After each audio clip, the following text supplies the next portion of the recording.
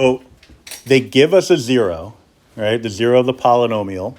They're asking us to essentially factor it. And this is aside from the way the directions are phrased, this is really trying to teach you how to factor polynomials that are of degree higher than quadratic.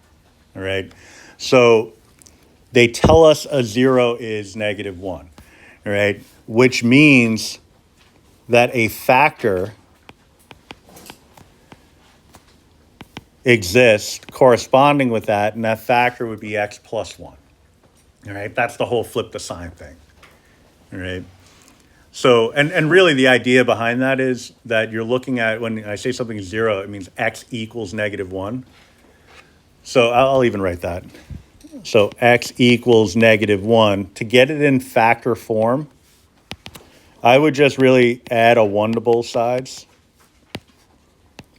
X plus 1 equals 0. This part of it is the factor. All right, that's what we're calling a factor. All right, so when you're given a 0, you know the corresponding factor just by flipping the sign and slapping an X on it. Right, but I need to come up with the other factors. So the way I handle that is by listing the coefficients, 1, 9, 24, and 16. All right. You'll see here that all the powers are accounted for, 3, 2, 1, and 0. So I don't need to put 0 placeholders. For some of the other problems, you have to do that. I'll see if I can squeeze in an example related to that. But I'm going to take that -1, that given 0 of -1, I'm going to run it through synthetic division.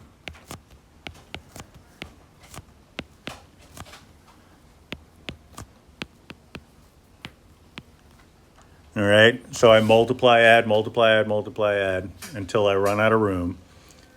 The last entry, whatever you get in that last value, we call that the remainder, but that's indicating that what you have is a 0 of the polynomial.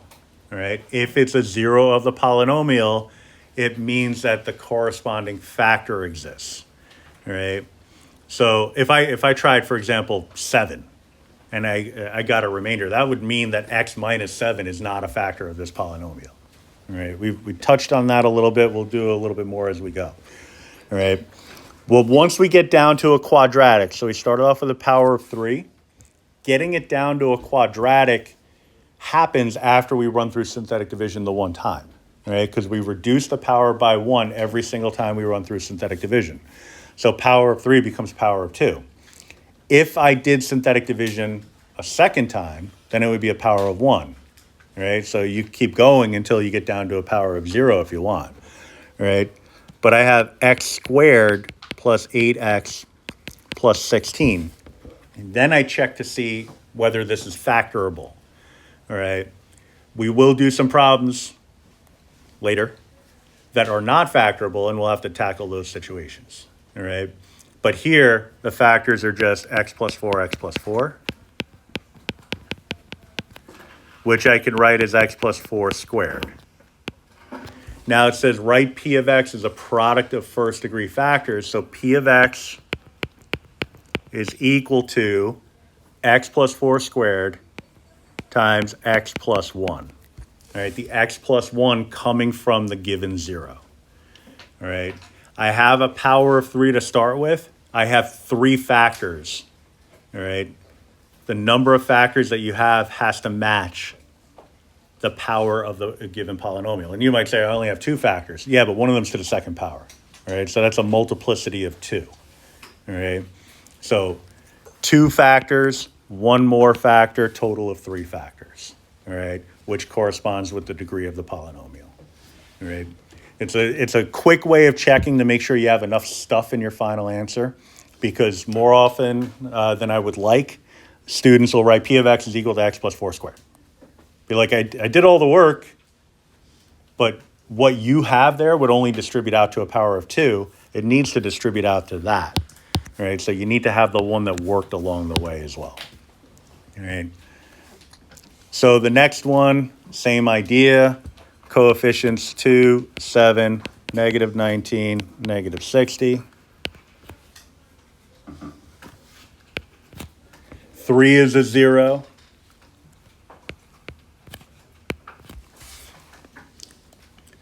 Running through synthetic division, 2 times 3, 6, 13, 39, 20, 60, 0. Right? Just addition, multiplication, and addition. Right? Nothing more than that. Right? Even people who struggle with this concept, that's not the part they struggle with. It's usually the setup, knowing when I put zeros in and when I don't, how to write a final answer. And like I said, I'll go through another example like that in a few minutes. But, you know, it's things around the synthetic division. Like really just knowing when to use it is also a source where people kind of struggle. Right? But once you actually do the synthetic division process, that shouldn't be difficult. So I have 2x to the second plus 13x plus 20. If it's factorable, you need to factor it. If it's not factorable, you're not off the hook. You'd have to use completing the square. Like I said, we'll get to that in a little bit. All right. This one does have factors. All right. So 5 and 4. Outer product would be 8 plus 5 is 13. So we're good there. So my p of x is going to be equal to the 2x plus 5, the x plus 4, and the x minus 3. All right, the x minus 3, again, corresponding with the root that was given. All right. I'm going to do, like I said, a quick side example.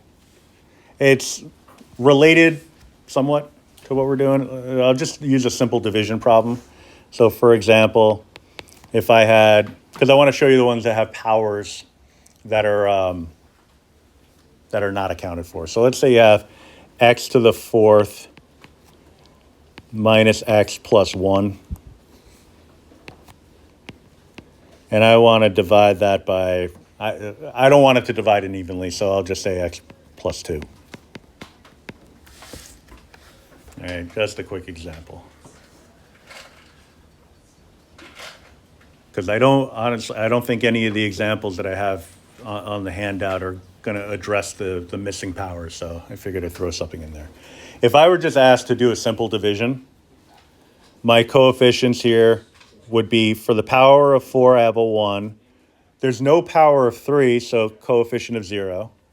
No power of 2, so there's a coefficient of 0 for that. The power of 1, because again, x, a standalone x is really x to the first, that has a coefficient of negative 1, and my constant is a 1. All right? So on the outside, just in really the opposite of what we're doing here, where I told you that 3 is a 0, let me use a highlighter. Where I said over here 3 is a 0, that corresponded with a factor of x minus 3. We actually started with the reverse of that, where I gave you the factor, and that told you that the 0 would be negative 2. All right? So I drop down the 1, I run through my synthetic division, I get negative 2, 4, 4, negative 8, negative 9, positive 18, and then a 19. We could draw a good amount of conclusions from this. One, I could say, and it's beyond whatever the example in itself is asking you to do, but this is saying that x plus 2 is not a factor of x to the 4th minus x plus 1. It also means that x equals negative 2 is not a 0, all right? That remainder would have to be 0 in order for it to be a 0 of the function, all right? So my answer here would be 1 degree less than what I started with. I'd have x to the 3rd minus 2x squared plus 4x minus 9. And the way we handle the remainder is by tacking it on at the end, 19 over x plus 2. All right, so we add that on at the end. So this would actually be my quotient. All right. It's just, like if you really think about it with synthetic division, we're trying to make it sort of a catch-all technique where we're doing like 5 or 6 different things with synthetic division. One of which is determining the factored form of a polynomial. Another, this side example, whether an expression is a factor, whether it's a zero, right? So lots of different things that we can do with synthetic division. Going to example 3, I have this polynomial and now I have a double zero, right? It sounds like it would be more involved, but having a double zero is actually a good thing. What that means when I say it's a double zero is that it works in the synthetic division process twice, right? So I'll use quotes on works in synthetic division twice.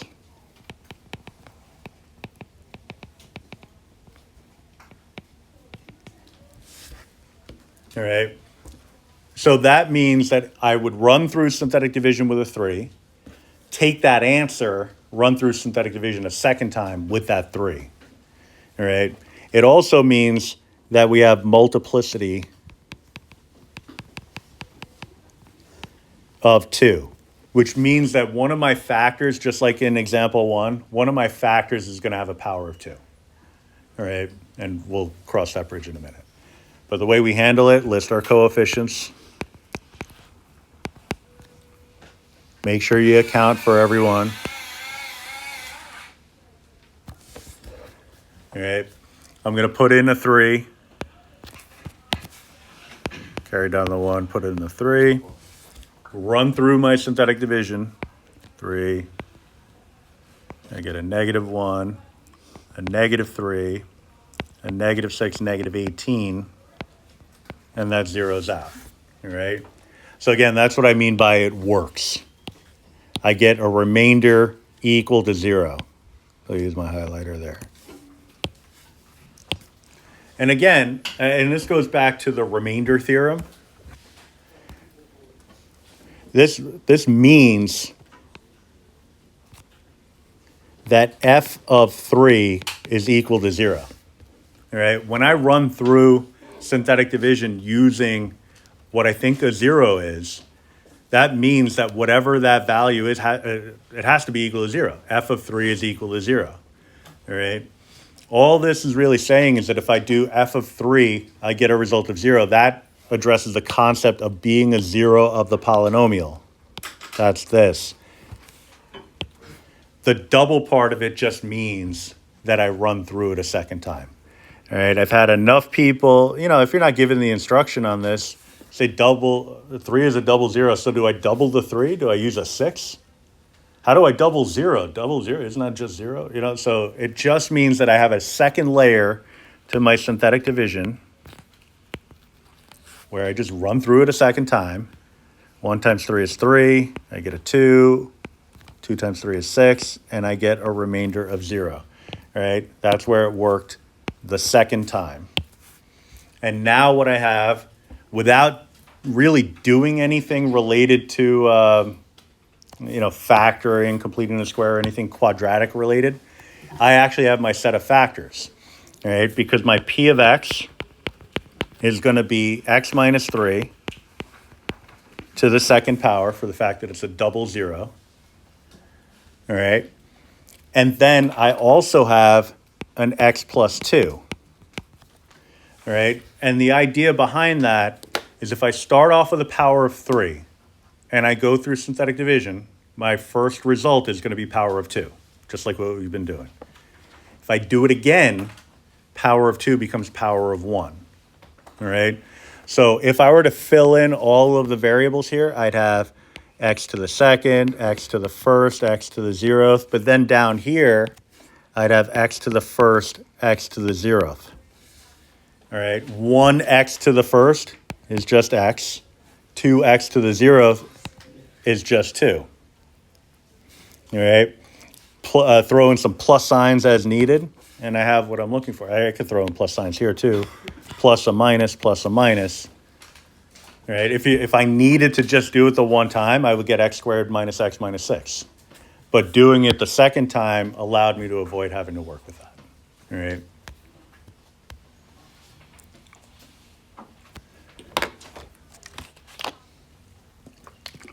We haven't incorporated imaginary numbers yet, so buckle up.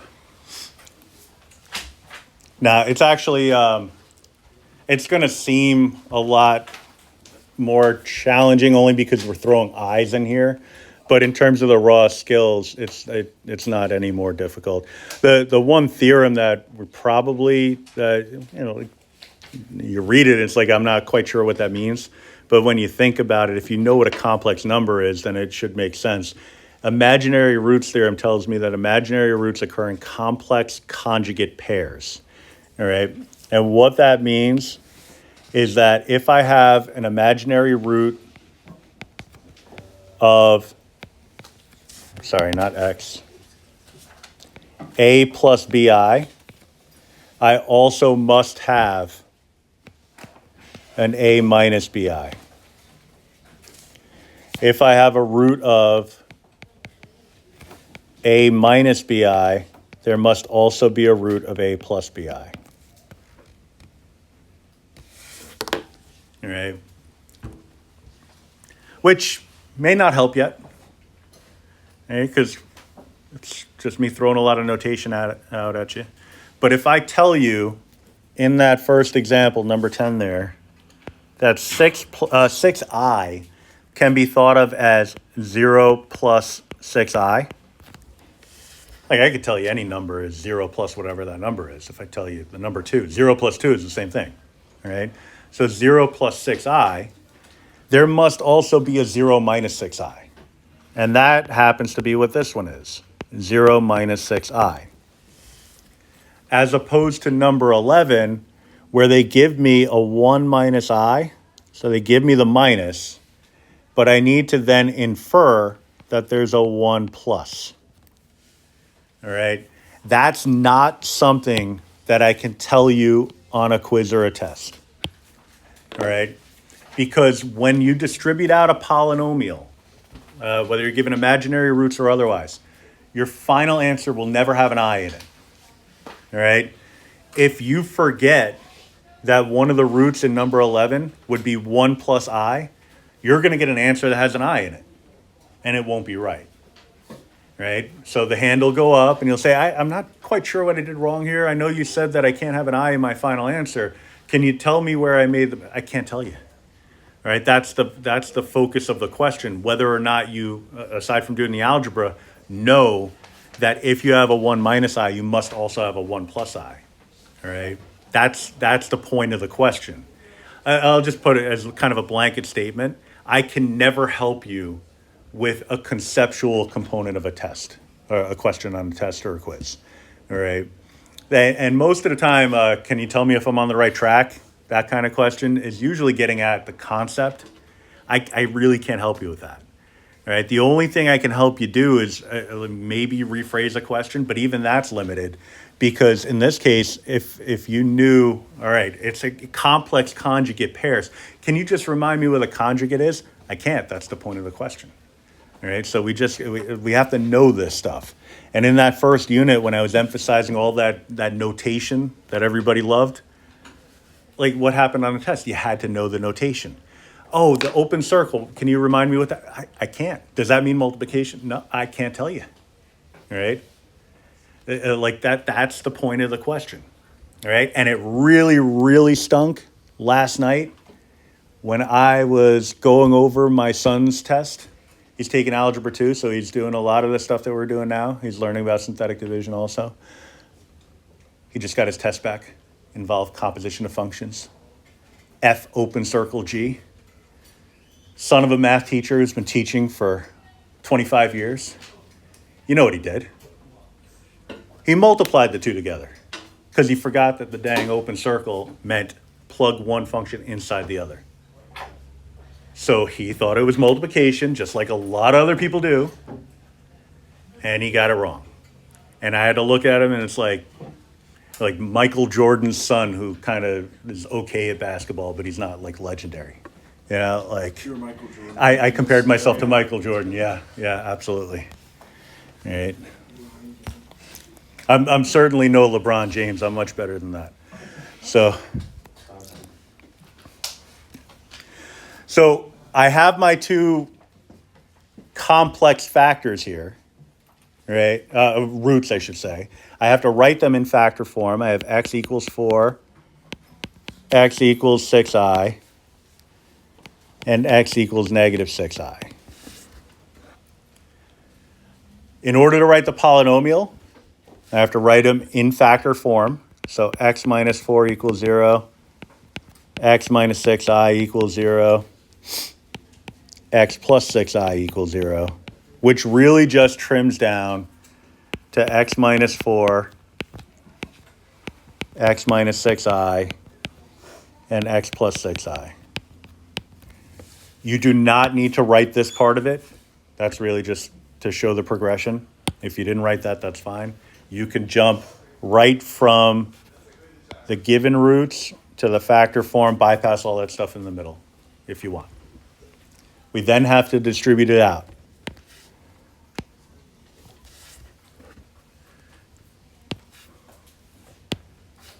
So I recommend strongly, very strongly, that you work with the complex part first. Because again, if the whole idea is at the end, all the i's are going to go away, the only way that's going to happen is if you distribute the I parts against one another. All right? So x squared plus 6ix minus 6ix minus 36i squared.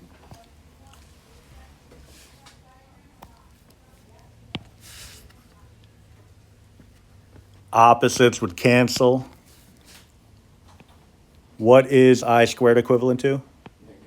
Negative 1. So I have x squared minus 36 times the negative 1.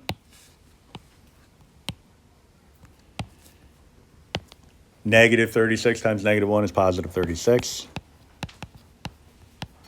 And now all the i's are gone. Right? The next example will be a little bit more complicated, but that's really the whole point behind taking care of the conjugates first. And it also, aside from just getting a nice clean answer, the theoretical math part of it, which I won't get into too much detail on, but it really is kind of why it exists that they occur in conjugate pairs. Because if you're going to have a distributed answer that does not involve I in some way, they would have to cancel out. The only real way that that's going to happen is if you multiply by a conjugate. Right?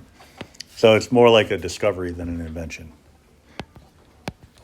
All right, so I now have to multiply by x minus 4. So x to the third minus 4x squared plus 36x minus 144. That's my p of x.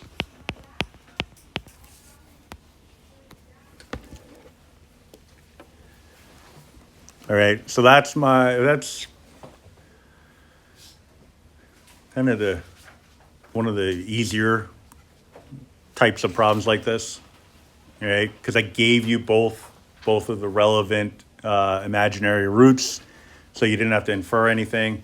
They were, quote, simple, as opposed to number 11, where you have a 1 minus and a 1 plus, which makes the algebra a little bit more intensive. But that being said, the hard problems aren't really much more difficult because it's following the same process, right? There might be a little bit more intricate algebra involved. It essentially just means that you have to be a little bit more careful because you got a little bit more stuff going on, but that's really the only difference, right? So in number 11, this would be, again, I'll show the intermediate stuff. X equals 2, x equals 1 minus I, and x equals 1 plus I. Get it into factor form. X minus 2 equals 0. We're subtracting, for the second one, I'm subtracting a 1 and also a negative I. So x minus 1 plus I and x minus 1 minus I.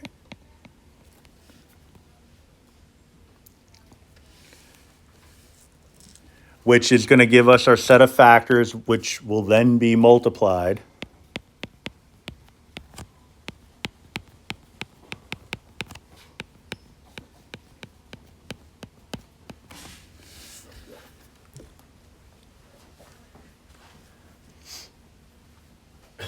Again, same idea. Focus on the complex part first. All right, so yeah, there's 3 terms. That's the step up in difficulty, but not a crazy amount. You just got to be careful.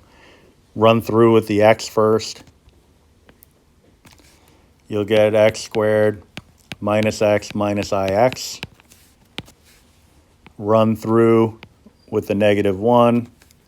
So minus x plus 1 plus I. Then you have that extra part. We also have to run through with an I. So that's going to get multiplied by each of these. All right, so I'll just kind of tack that on at the end. We're looking at plus ix minus I minus I squared. Just kind of thinking back to difference quotient from Unit 1, where it's like there were little checkpoints along the way that let you know you were doing things right. Okay? We don't have to get into what they were, but here's a checkpoint. If I'm not able to get the i's to cancel out in this next step, then I made a mistake somewhere, and I have to find that mistake. The one thing you have to remember is that I squared is -1, because if the only thing that you have in there that's related to I is an I squared, then you're right there. You're right at the correct answer. You just might not see it yet. All right, here I got a negative ix, a positive ix, a positive I, a negative I. So x squared minus 2x plus 1 minus I squared. And again, I squared is the same as saying -1. I'll just make a little note here. So x squared minus 2x plus 2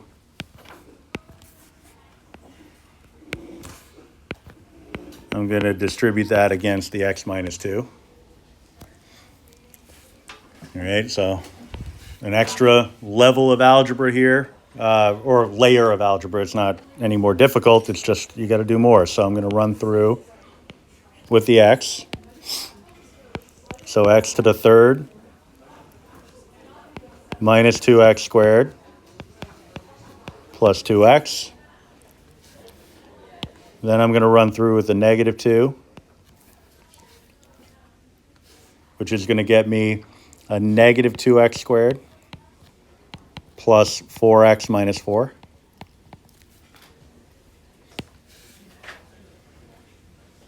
Combine like terms, plus x to the third minus 4x squared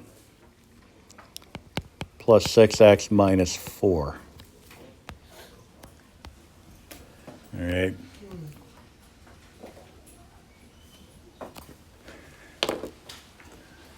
So now what we got to do is go the other way, where you're given the polynomial and you have to come up with the list of roots, some of which might be imaginary. So in numbers 10 and 11, we came up with the function that had those roots, started off with some imaginary values and got there. Now we're going to start off with a polynomial and come up with the roots. All right. So we did these types of problems before. It's just that extra little ingredient that's going to make it a little trickier. All right. So my coefficients 1, -16, 86, -156. I'm going to run through with my synthetic division.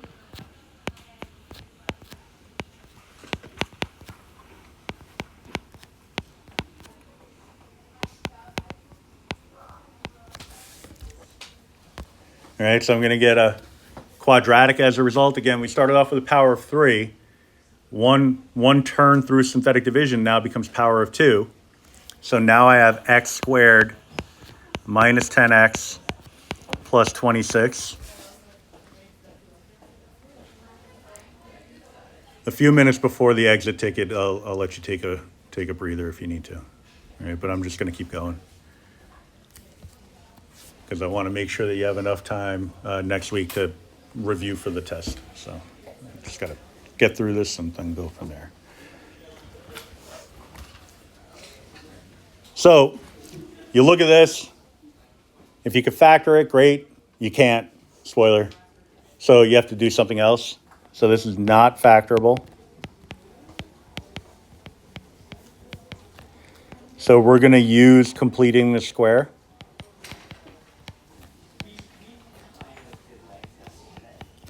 All right. You can do this with quadratic formula. It's just we've done so much with completing the square that it kind of makes sense to just keep going with that, not to throw another technique into the mix. So the way that we handle it is we're essentially going to solve it by completing the square, but then come up with the factors that would have those roots, right? It'll make more sense in a sec. So I'm going to set equal to 0. I'm going to get rid of my C value. I'll do my b squared over 4a. So negative 10 squared is 100. I'll chuck it in there real quick. Over 4 times 1. We're looking at 100 over 4, which is 25. That gets plugged into the gap.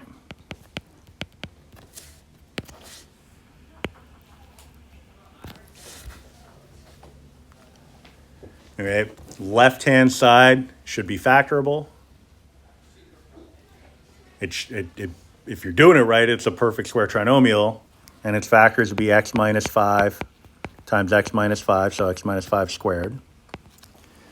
The right-hand side, negative 26 plus 25, is negative 1. All right, so we're just completing the square at this point. I'm taking the square root of both sides. Left side, just an x minus 5. When I take the square root of negative 1, what do I get?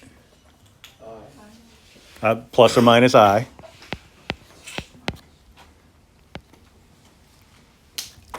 All right, I'll rewrite it over here.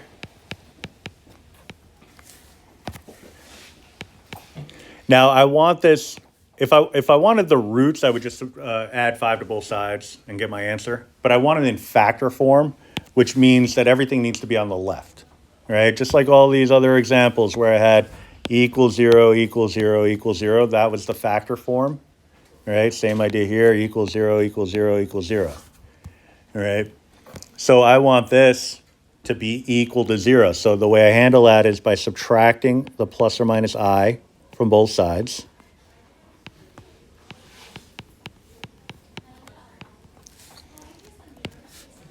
Cancels on the right. You get x minus 5 minus plus or minus I equals 0.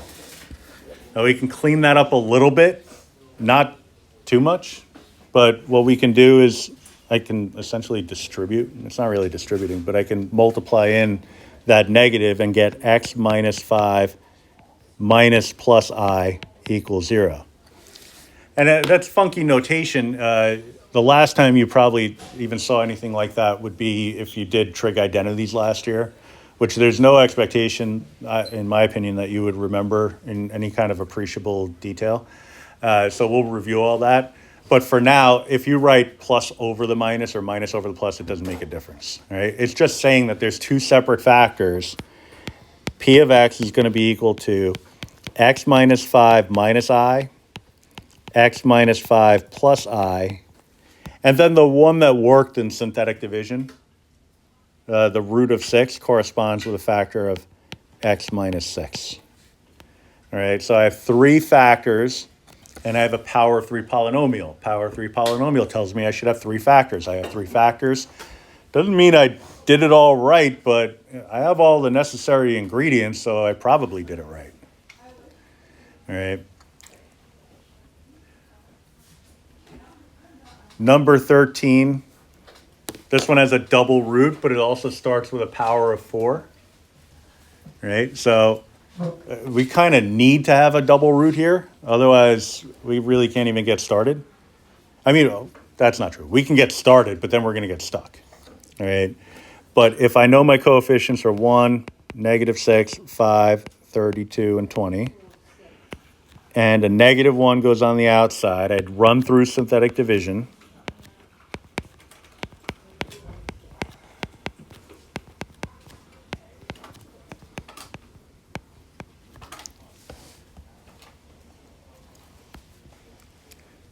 The double root aspect is telling me I could do that again. All right, so another negative 1 off of the answer, the set of coefficients that represent the answer to the first go around with synthetic division. Negative 1, negative 8, 8, 20, negative 20, and 0. All right, again, because it's a double root, also known as double zero, that gives us license to use that negative 1 a second time. So now I have a quadratic, x squared minus 8x plus 20, which at first glance you would think is factorable because it's like, oh, 10 and 2, that'll get me a 20 and then it'll give me an 8. But there's no way to have the same sign because if it's going to be a positive product, it'd have to be negative 10, negative 2, which wouldn't get me a negative 8, or positive 10, positive 2, same deal. All right, so this is not factorable.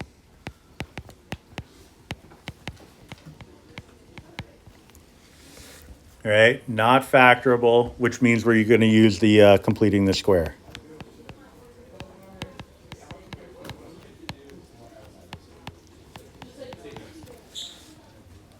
All right, so set it equal to 0.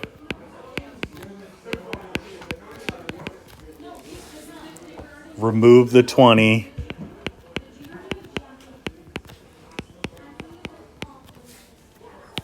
Actually complete the square, so do your b squared over 4a.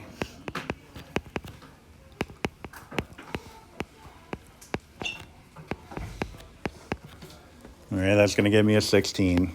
That gets chucked into both sides.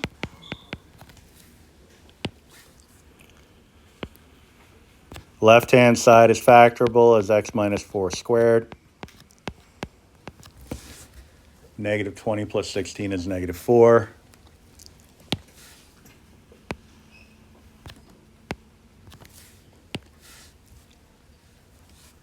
X minus 4 on the left. What do I have on the right? Plus or minus 2i.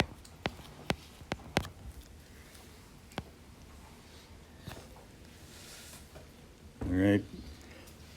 I know you're not saying the plus or minus, but if at least you're thinking it, then hopefully that means that you won't forget to put it in on the test. But just, I'm of the mindset that if you say it correctly, you'll think it correctly, and when it comes down to it, you'll write it correctly. But it's not proven or anything, but it's just kind of something that's worked. All right, so that gives me a set of factors of x minus 4 minus plus 2i equal to 0, which means my polynomial would be the two factors that worked. All right, so I had a double root of negative 1 corresponds with factors of x plus 1 as a double root, so power of 2. X minus 4 minus 2i. X minus 4 plus 2i.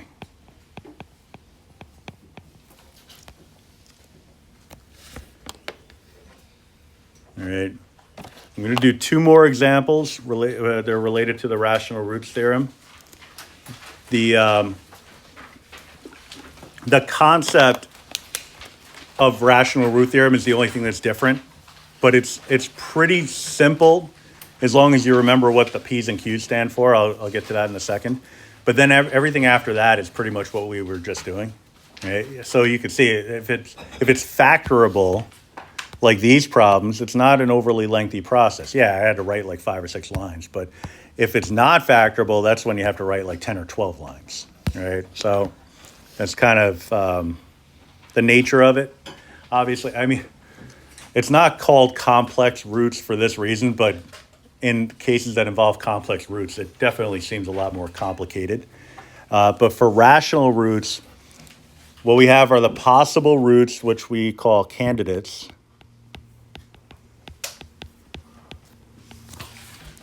All right. P divided by Q, where P represents the factors of the constant term and Q represents factors of the leading coefficient. All right. So I'll just use the first example to kind of get this point across. The constant term. So just as a reminder, a constant does not vary. If it doesn't vary, it doesn't have a variable. So looking at my polynomial, I would look for any term, there should only be one, if it's in simplified form, any term that does not have a variable attached to it. That's my constant. That's what we call P. P for constant for some reason. All right. The Q is the coefficient of my, or it's my leading coefficient. So it's the coefficient of the term with the highest power. I only say it that way because if it's not written in descending order, it may not be the first term. All right. So you just got to look for the one that has the highest power and pluck out whatever that coefficient is. Now, what we want is a list of all possible factors of P, which means looking at that number 36, I'm going to find every possible number, ideally from least to greatest, every possible number that divides evenly into 36. So that would be a 1, a 2, a 3, a 4. 5 does not divide evenly. 6 does. 7 does not. 8 does not. 9 does. 10 does not. 11 does not. 12 does. 13, 14, 15, 16, 17 do not. 18 does. 36 does. Those are all the factors of the constant P. But all the negative counterparts could also be factors, so we throw a plus or minus out in front. Q gives a set of factors of whatever the leading coefficient is, so that's just plus or minus 1. Your candidates would be each of the P values divided by each of the possible Q values. Right? In this case, and that's why I'm going to do 2 examples. The second example will have a leading coefficient that's not equal to 1. But in this case, because it's equal to 1, if I'm telling you take every one of those P values and divide it by Q, I'm really just dividing them all by 1. So all I'm getting is the same set of values that I have in my P list.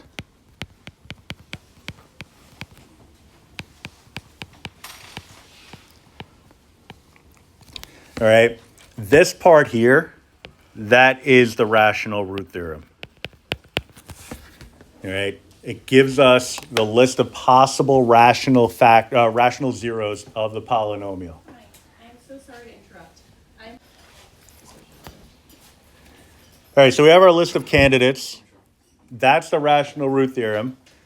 What we do with those candidates, because if you look, really the only difference between these questions and the ones that we did before is that they didn't give us a 0. They didn't give us a starting value. -1 is a double root. 6 is a 0. They didn't give us that.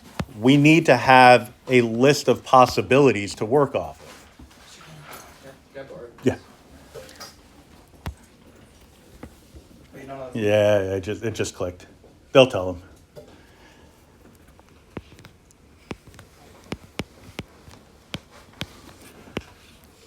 So this part is really just us going through the list and seeing which one or ones work. All right. If you're given a power of 3 polynomial, you need at least one of them to work, because getting one to work would get it down to quadratic, and then we could use other techniques from there. All right. So trial and error. I'd start with a -1. Run through, and before we do this, I'll just tell you, either don't write anything just yet. It's fine if you've gotten this far. I mean, that -1's not going to work, so you can even get rid of this. Do it in pencil, do it in whiteboard, whatever. It's going to take multiple attempts to find the one that works, all right? Natural question I get for this is, well, could we just look on the calculator and see where the zeros are? And I would say to that, yeah, under normal circumstances, all right? It's kind of, I'll call it an obsolete topic in terms of like how you would go about getting the right answer. But in terms of the raw skill, we need to be able to do it by hand. So next week, you'll have a ticket on doing this by hand, right? That's all posted on Schoology so you can see. So you will need to demonstrate that you can do it by hand. On a test, I'm not even going to ask you to do the rest of this problem. I'm just going to say what are the possible candidates for zeros for this polynomial. And you'll have to know that that means, okay, rational root theorem. That's my P and Q stuff. And then you go through and all I really want is this list. All right, so difference between the skills ticket versus what would be on the test. All right. So I try the -1, it doesn't work. All right, so I go down the line here. I get a 0, -24, +24. I need this last number to be equal to 0. It's not. So if like the Q number was like anything but like it was like 4, wouldn't there be like a really long list of? It sure would. And that's something that we'd have to do. Yeah. I won't go higher than 4 on the test. Okay. It's just 2 and 4 and 1. Yeah, 1, 2, 1, 2, and 4, And you have to do the plus or and minus. all this. Yeah. Oh my god. That's such a lot. But I won't, on a quiz or I wouldn't make you test out all those. Okay. So I'll try the 1. 1 times 1 is 1, 2, 2, -22, -22. That doesn't work. Undo, undo, undo. I'll try 2, 2, 3, 6, -18, -36. Didn't take too long. Finally got one to work though. But you can see why I told you not to write. Because you have like 13 different trials before you get it right. In this case, it only took 3 before we got it right, but it could have been longer. All right. Then after that, you just kind of hope and pray that the quadratic I give you is factorable just because you've already done enough to get to this point. You don't want to have to do more. And so we'll see. Maybe I'll be nice about that.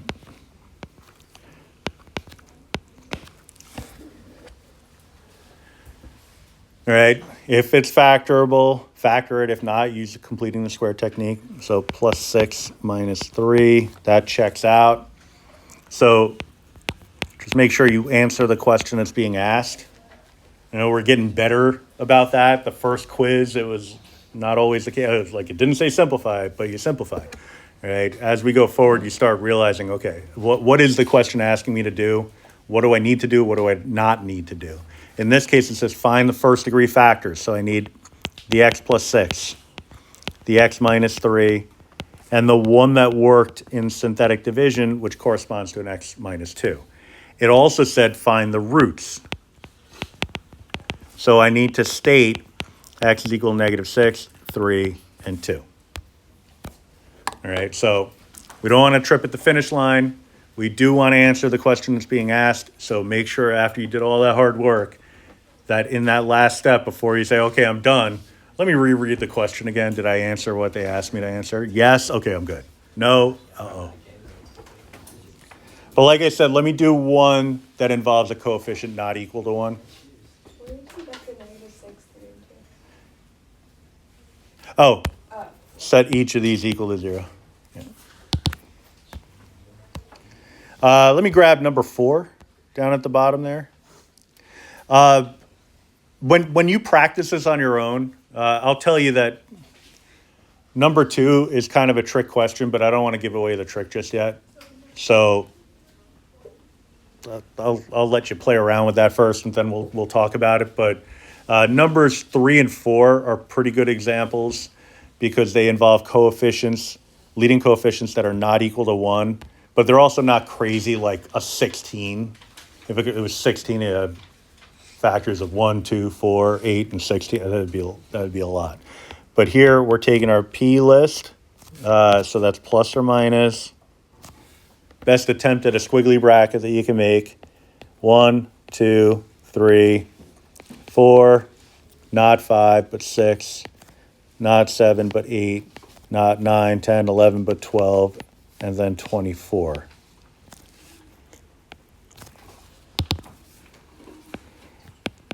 When you're listing your factors after you get to the halfway point, okay, so the number is 24, half of 24 is 12. You could just jump right to the number itself because there wouldn't be any factors between 12 and 24. And then we have 1 and 3, which means my candidate list would be P over Q, which is 1, 2, 3, 4, 6, 8, 12, 24. So everything in my initial list, because we're dividing all those by 1, then every one of those divided by 3. So 1/3, 2/3. You don't really have to write 3/3 because we already have that. So you can skip that. I just write it to cross it out just for instructional purposes. But if you skip it, that's fine because we already have it. 4/3, 6/3, same deal. We don't need that. 8/3, 12/3, same deal. 24/3. And again, you don't have to write it just to cross it out. What I'm saying is you can just skip it. You don't have to put the 3/3, 6, 12, and 24/3, right? If you do put them in, you're not losing credit. It's just extra stuff that you may have to work around later. That's fine. All right. So then we run through.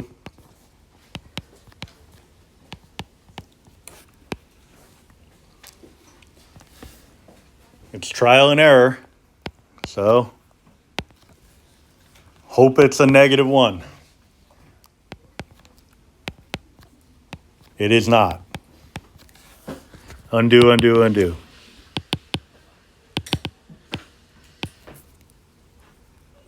Which in your language means erase. Okay. Did I screw up? Did the 3 go down and become a 1? Oh. Did it versus should it? It did, but it shouldn't have. Thank you. All right, so 3 times -1 is -3. I'm going back to the -1. -4, 4, -34. Unfortunately, still didn't work. So then I'll try the 1. Still no good. Move on to 2.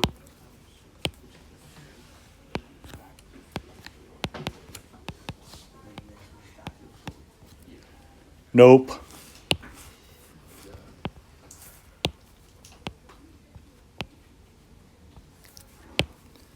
So try a -2. So -6, -7, 14, -24. That would have been nice, but no.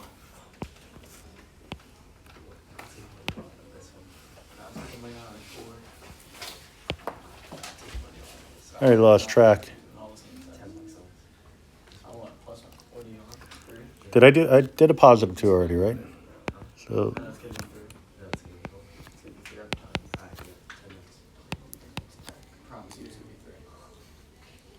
We're betting on it.